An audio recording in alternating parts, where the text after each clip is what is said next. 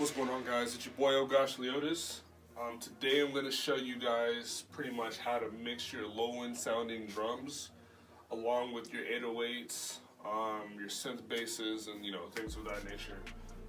There's a couple ways to do this to get them sounding nice and loud without drowning out the kick drum. Alright, so I know a lot of people have problems with, they turn up the 808 really loud and then it's drowning out the kick, and then they turn up the kick and now the kick is just way too loud and it's clipping, and clipping is okay in some situations, but I'm going to teach you guys how to not do any of those things. Pretty much I'm going to show you guys how to not have to worry about clipping, but still getting that knock that you want, you know what I'm saying? So let's get into it. So right here I have this beat called Lines I made recently. I'm going to show you a section with the 808 and a section with the synth bass.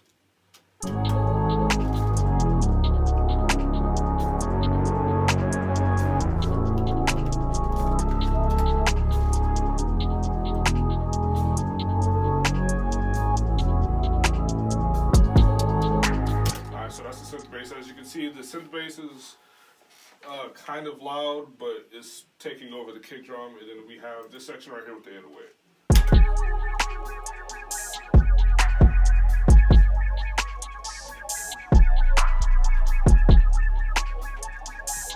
And in this case, we have the 808. It sounds pretty good with the kick as of right now, but it kind of sounds weak.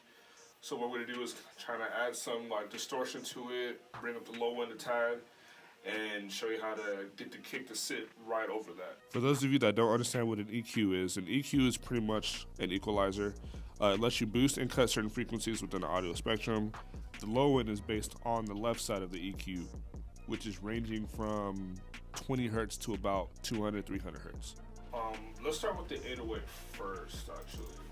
And you also want to make sure that your 808s are consistent too, as far as the velocities. So I'm just going to go ahead and line them up right over that line. And to do that, what you do is you hold the right click on your mouse, and you can just drag over and it'll put it wherever you want it. Because if you use your left clicker, it's just going to do that. You don't want that. Let's just go ahead and put over the first line. Right click and drag over. Alright. So let me mute everything except for the kick and the 808.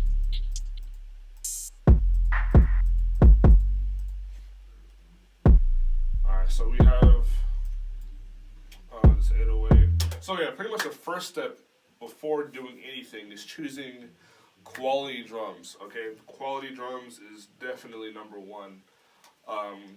As I show you through this process, it'll definitely help out if you're using drums that are not that great or whatever the case, but using really good sounding drums will definitely help you out in the situation. I think in this, what drums did I use in this beat? I used, okay, so this is a kick from my third 808's drum kit.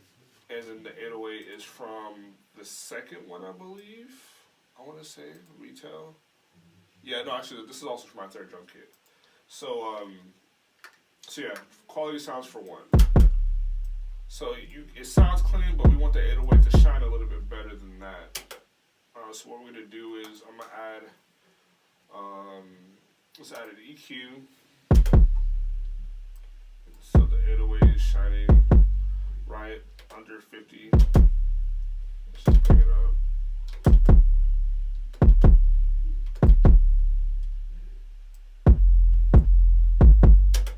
And you can also throw a compressor on there.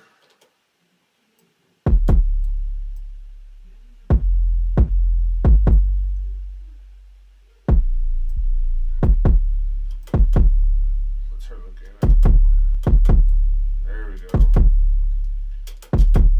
That sounds right about where I want it to sit. So the only issue now is the 808 is overpowering the kick. So now what we're going to do is select the channel that the kick is in. In your case it might be different, but I always have my kicks and my 808s next to each other, and I have my kicks in channel number 1. So you're going to select the kick. I already have a sidechain because this is a template that I created. So what you're going to do is select the kick, right click the synth track, wherever the 808 is going to be at, and hit sidechain to this track. So once you do that, you're going to insert on your last slot the fruity limiter. And then once you have the fruity limiter, you want to go to your compression side and set the sidechain dial to 1, because that's where my kick is at, number 1. So nothing's happening yet. We just pretty much got it set up to control the sidechain. So pretty much, if you don't know what sidechaining is, it's so whenever the kick, in this case, whenever the kick is attacking, the 808 is coming down, or in other words, it's compressing it for a certain amount of time, so that the kick is, you know, shining more in that specific hit. So what we'll do is set the threshold wherever we want it to sit. I'm gonna sit there. So the more you mess with the threshold, the more you'll see the little blue ramps. Those blue ramps are gonna be the kick drums coming into sidechain with the 808. And nothing's happening yet. So now all you're gonna do is turn the knee down. I usually turn it down all the way. And then the ratio, you pretty much, this is a preference thing. You can set the ratio wherever you want it. I'm gonna set it right above, like almost at the line. And now we're getting some side chaining going, but it's not side chaining as much as I wanted to. So in this case, you want to turn the threshold down even more. There you go.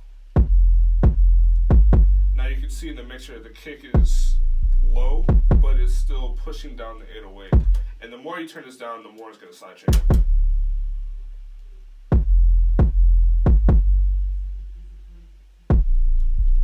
There you go. That's how you get that kick to sound good with the 808. And I'm going to play with the rest of the beat so you can hear the dynamics of it.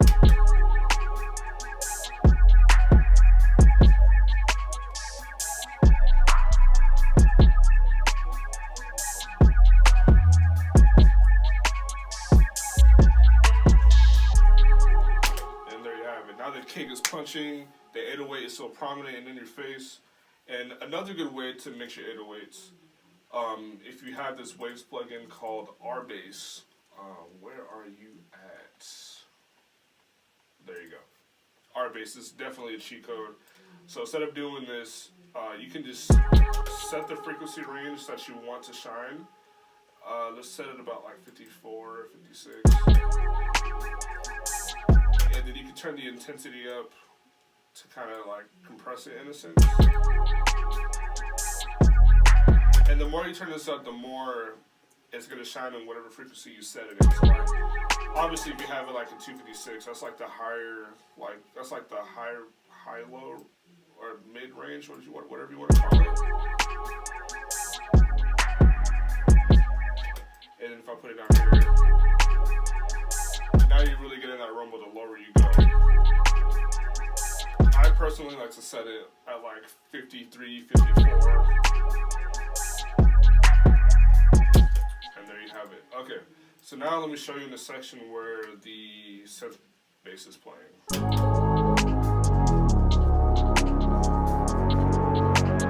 Alright, so same thing you would do to the 808. You're gonna select the kick and then go to the syn on the track that the synth bass is in. Right click it, click sidechain, throw fruit limiter on the last slot. Go to the compression size, set the sidechain to 1. Alright, now that we know where the synth bass is laying at. Oh, so before I actually get into that, so pretty much the same process. You can use a plugin called CLA Bass, which is also from Waves. I like to use this because I can make the 808 nice and wide and like go in on the sub to make it more louder on the low end. And I mean, it pretty much works as an EQ, compression, distortion, and like a stereoizer / like chorus type thing.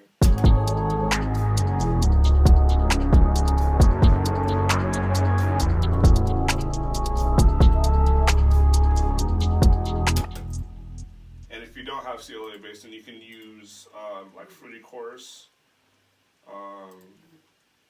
Let's get rid of this. Set the stereo up to like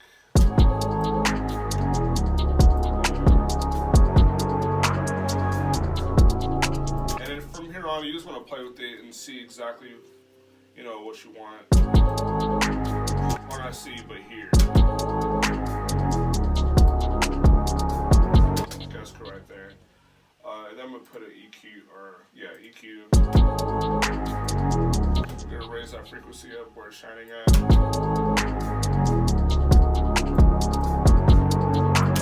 And with synth basses, I like to throw a high pass because we don't need all of the low end. We just want that rumbles and the rumble and the you know, the aesthetic of the low end. And I'm also roll off a tad bit of the high end.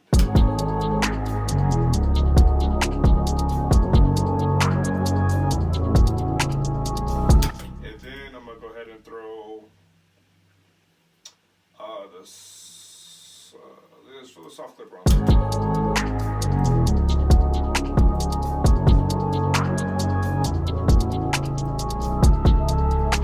And just so I can get it nice and controlled so it doesn't try to peak or anything like that.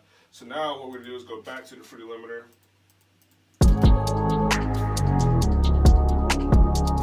And do the same thing you would do to the 808. So set the threshold.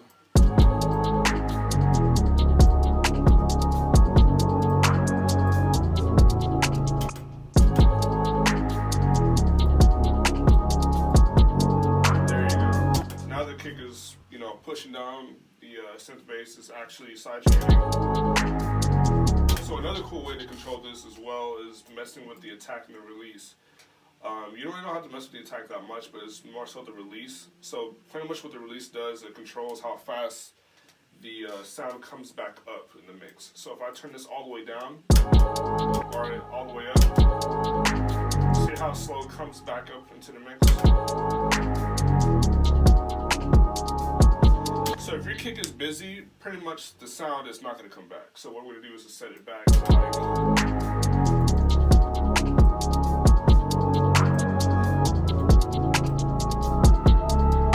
right about there.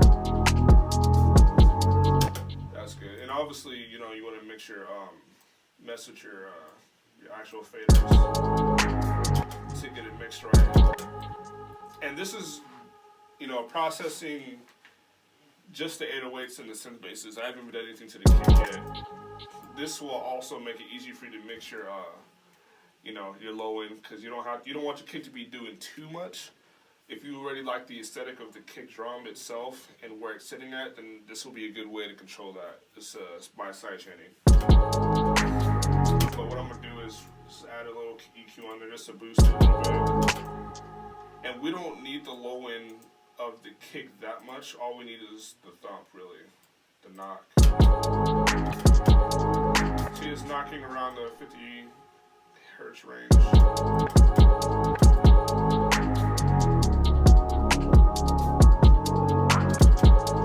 And also like the 500. Let's go ahead and turn that up. So now we're getting more knockout of the kick.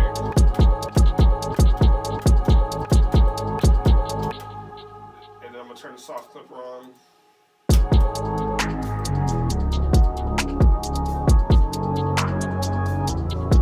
Now the kick's at a higher volume.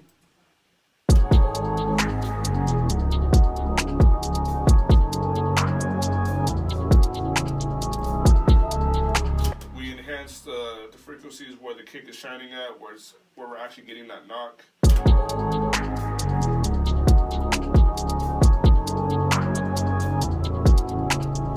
And also, you know, from there you want to control your faders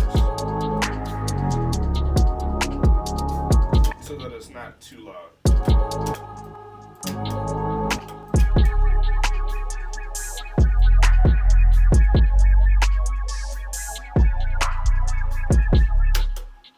And there you have it. That's how you would mix low-end drums and sounds and things of that nature with your kick drums. Yo, once again, thank you for watching. It's your boy, Leotus. Make sure you hit the subscribe button, and we'll see you next time. Peace. I'm out of here.